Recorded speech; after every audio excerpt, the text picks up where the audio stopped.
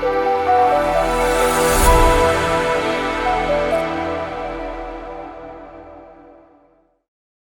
everyone. My name is Deneen White, and I am the host of the Coffee in the Greenroom podcast, and I am so excited to have you here today.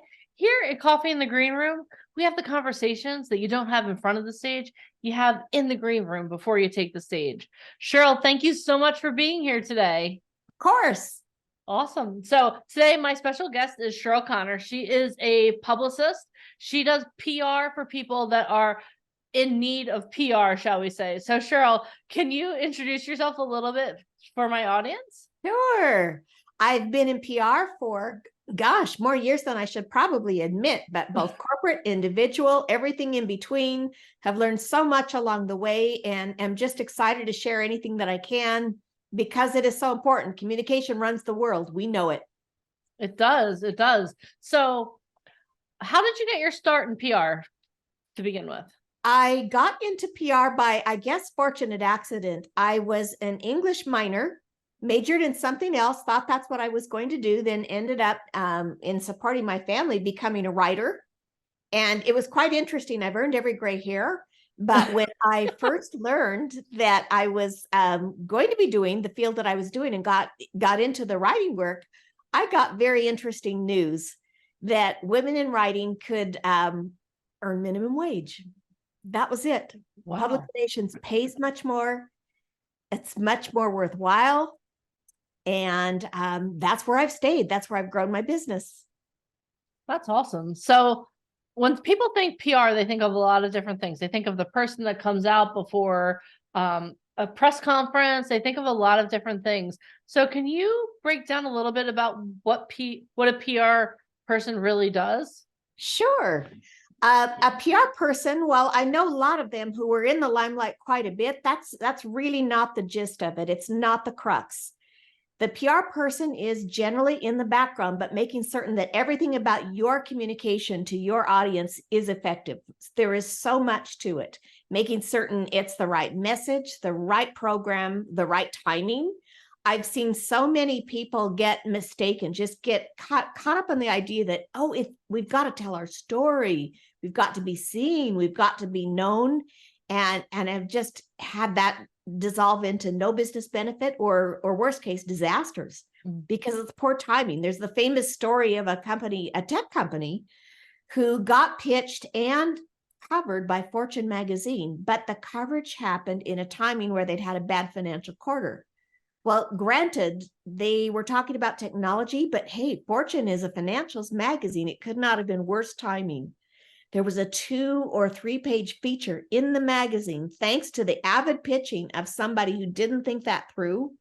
It was awful. It decimated their business. Oh my goodness. So that's awful. Or these days, if people misspeak in front of the press or don't think through the kind of program that they're on, that can be a problem. And also, we've got to remember that it can work for or against us, that when there's bad news, people tune in. Yeah. Well, if you can lend some wisdom, some value add to that, then that's a plus. That's a positive time for you to be appearing. If you can't, or if you're the cause of the bad news, trying to over-explain it and go at that badly, that can be even worse. So, but communication is the traction. It's getting known and recognized. Here's a good case in point. We just completed a big PR launch this week, 2 days ago, for a company who found us. We're based I'm in Boise, Idaho. Our company's headquartered in Salt Lake City, Utah. The company found us through their UK headquarters, found us on the web because I publish often enough about issues relative to PR. That's how they knew. They knew our sensibilities. They knew our capabilities, found it on the web, and there we are. So it can be so beneficial. It is vital, and you need some expertise, at least for guidance and connections. Yeah. So one of the things that you always hear is no press is good, no press is bad press. Can you talk a little bit about that? Nah, not the case anymore. So many times, the biggest press is bad press. And that's true. That's a phenomenon. We've got to remember it. You can be in the press by mistake or by accident. And the first thing you need to do is hold your wits about you and recognize, okay, the floodlight's upon me. key question. The one thing anyone should take away from this is, so what did that open up for me? What does that open up for me? Really know the answers to those questions, or even more simply, why? Like my grandchildren would ask me, let's go to the park. Why? And they keep asking, why, until they're satisfied that it's the right answers. And then, okay, let's go. So really ask yourself before every opportunity that you're going to seek or that comes your way, why? How will this benefit my message, my audience? What value add can I bring to them? How will that translate to business? And honestly, that process, if you break it down into a formula, it can be easier than you think. But know all of those answers. Don't be seen everywhere just to be seen. And just really think through what you're representing and why you're going to be there before you go forward. I love that. So let's dive a little bit more into that, what you just said. You said know why you're there and what you're representing. Because I think so many times, like a lot of my audience will be either brand new entrepreneurs who are throwing everything out on social media. See me, pick me, see me. Or even a lot of actors, models, and musicians who are like, maybe they're just getting their start and they don't have a lot of like, hey, this is what I've done. So a lot of times people want to go out and be seen. So how can you determine, I guess this is a branding question more than anything. Like how do you help people navigate the waters of where to be seen and why they should be seen there? Well, we do what we call messaging. And there is an actual exercise that we perform where I would, in the role of an interviewer, ask a lot of questions and then gather what I think is pertinent, what's going to be, and then think through, who are you or your company as an entity, as a brand? What do you represent? What are the characteristics of it? Who will be compelled by this? Yeah. You probably are more compelling, and maybe for different reasons, to some audiences than others. Write them all down. Think about them. Honestly, if you're an organization, your future employees, that's part of who you want to be seen, and your competitors. Yeah. Whether you want them to see you or not, they will.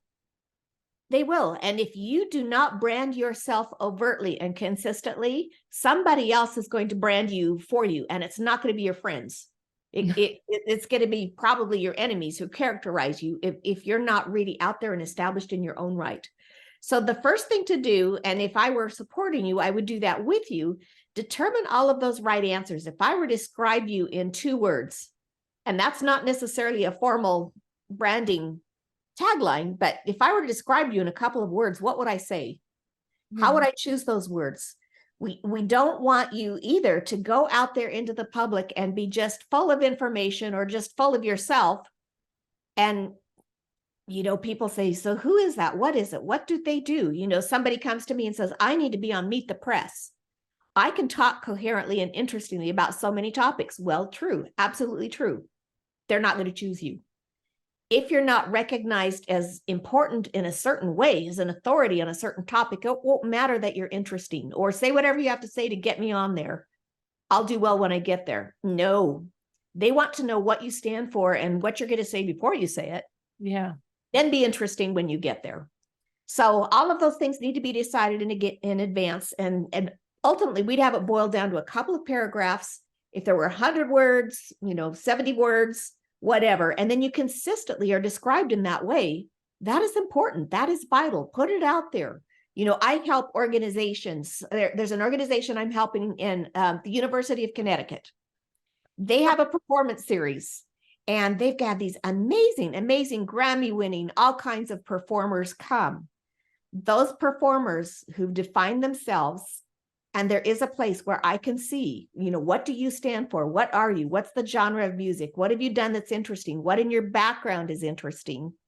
And can pull that.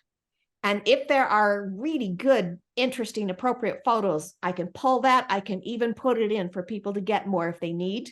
Yeah. They've made that job easy for me, and they've assured they're going to consistently get good press. If they haven't, you know what? It's secondhand. I'm going to look around. I'm going to see what's on their Instagram. I'm going to see what reviews said about them, and whatever that reviewer said, better hope it was good, because that's all I've got to work from in publicizing this performer. So be consistent, and heaven forbid, don't be one of those people who, when you're asked, what do you do?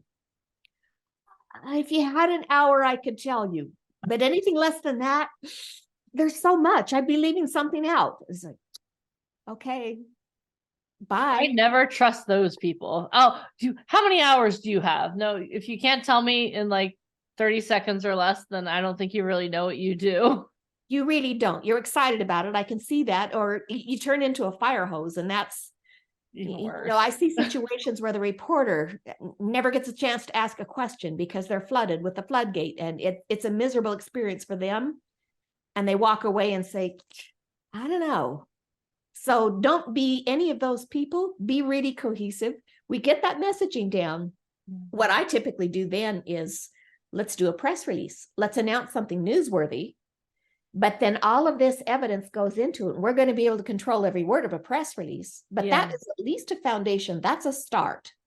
And if there's an article or two that they can find, and also as you do that, make certain that your website, that messaging should appear on the website. Your social media properties, they should properly represent you. If it's not accurate and not clear who you are through those, that's going to be a challenge.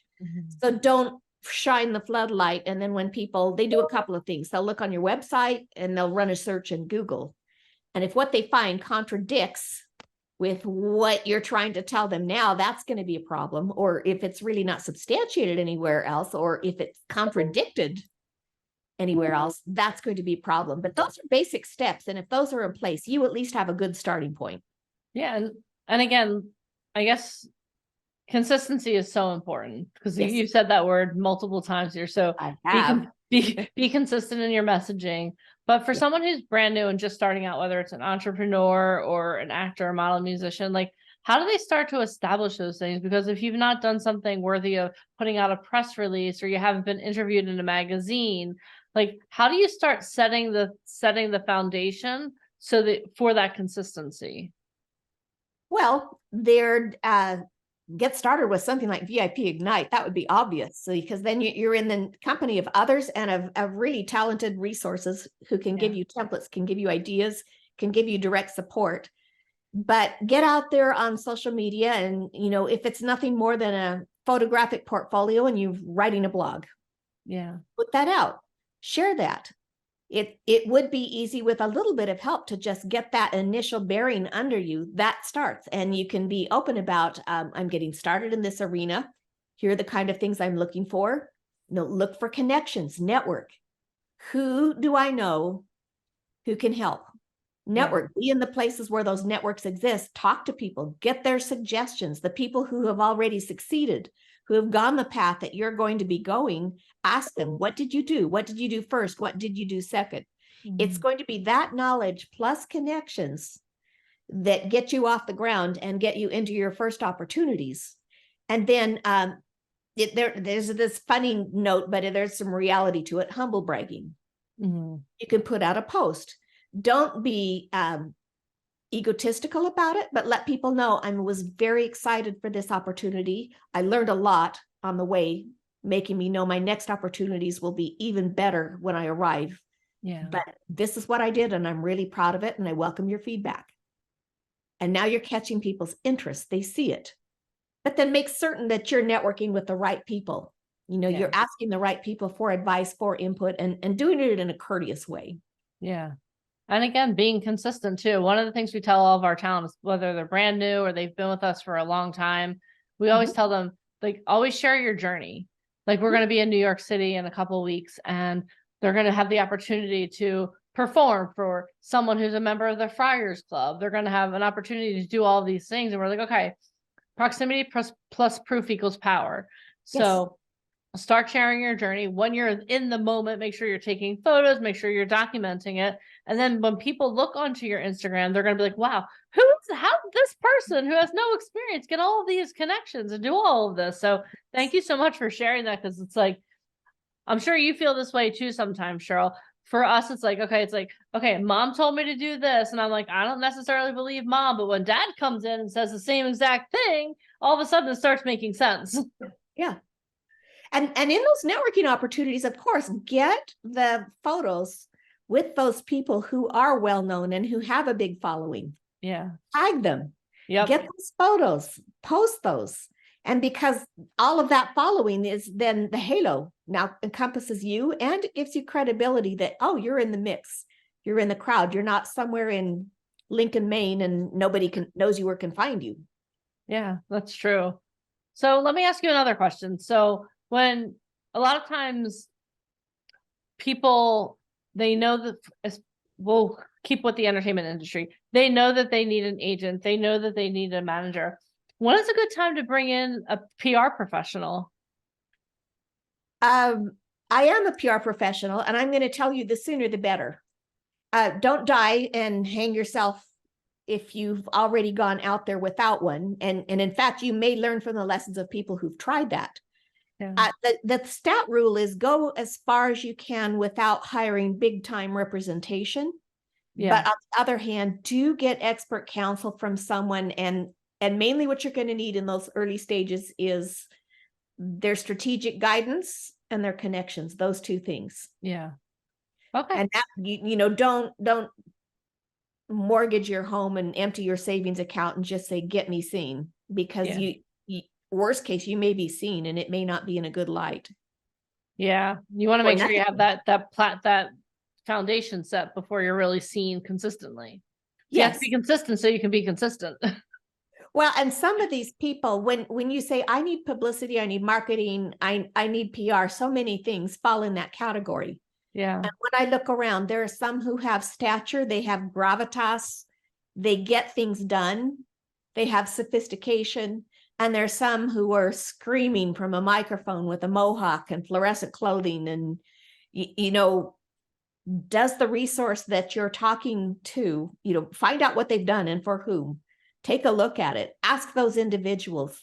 Don't be taken in by what they can say that, you know, I can get you quoted in 3 places in 2 days kind of thing. Well, they may not be meaningful quotes, and it may not even happen.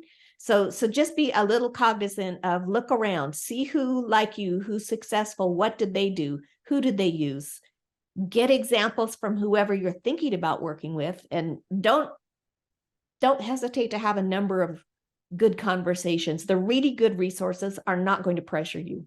Yeah. But the conversations can be really valuable. Yeah, that's awesome. So take your time and consideration in all of that front as well. Yeah, because it's really the person who represents you, whether it's an agent or a PR person, it can make or break you, literally. Absolutely. So that's great advice. Thank you so much. Of course. All right, Cheryl. So being in PR, you help put other people in the limelight. Mm-hmm. Question I have for you that I love to ask on this podcast is, how do you want to be remembered in 10, 15, 20, 30 years? Mm-hmm. When someone says Cheryl Conner, how do you want to be remembered? Well, I'm pretty lucky because I've had to ask that question. And I've done so much publishing. There was a certain point, and this has been maybe 12-ish years ago, that I realized I am not the resource I could be if I'm armchair quarterbacking. If I haven't had the pressure of being on camera, if I've not been on stage, if I'm not published in the big arenas, I've done all of those things. And particularly the speaking, all of those things, the photographic things are worthwhile, but the things that appear in print, if you look up my name, you will know how I want to be remembered because it's easily found. And most of it is the columns that I wrote, most especially for Forbes, for Inc., for Entrepreneur. I haven't published very much recently because I've been using my time in other arenas. But guess what? The web doesn't forget. That's true. That anthology of material, yes, it's rented ground. But anybody who goes on, the Muckrack database, they'll say 752 results. And the only problem in that, and it's never just slam dunk everything, that there are false results that come up because in particular, Entrepreneur Magazine, my name may show up as a result because my articles were advertised on a page where somebody else's current article exists. Okay. That's a problem. So you might see 5 or 6 things that are not really, I appeared there, but it wasn't my story. But go in deep enough. And in fact, on something like Muckrack as well, it says featured articles, and you'd see the 4 I'm most proud of. Oh, wow. Even though those were years ago. And you know, I one time I was a guest author for a piece in Wall Street Journal. I'm still proud of that. That was I would only be one too. from quite a while ago. But all of the things that I've written, interestingly, that was how I became known as an authority in crisis PR.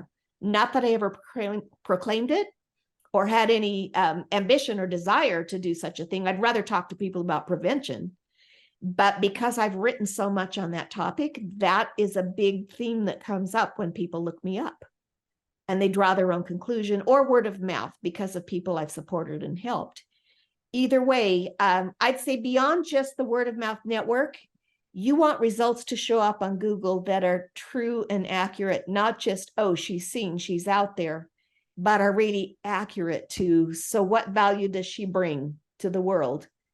And why would I want to know about it? That's awesome. I love that. Very good. Well, Cheryl, thank you so much for being on the podcast. So I know you alluded to a couple places where you can be found, but if someone is interested in learning more about you, where can they find you? Cheryl Snapp Conner, just run that Google search. Our agency's website is snappconner.com, snappconner.com. But honestly, just run a Google search and you don't need to remember how to spell it because you'll get to it easily. And I'll give a consultation to anyone who would like one, so I can be one of those sources that you speak to just for ideas and value add. And I look forward to doing that. Awesome. Well, Cheryl, thank you so much for being on the podcast. I learned a lot in our time together today. I really appreciate this. So thank you so much for being here. Thanks so much. You're welcome. All right, everyone. If you are listening to this episode of the VIP of the Coffee in the Green Room podcast, make sure you hit subscribe because you never know who my next guest is going to be here at Coffee in the Green Room. Thank you so much for listening and make sure you hit subscribe. Bye. Thank you. Welcome.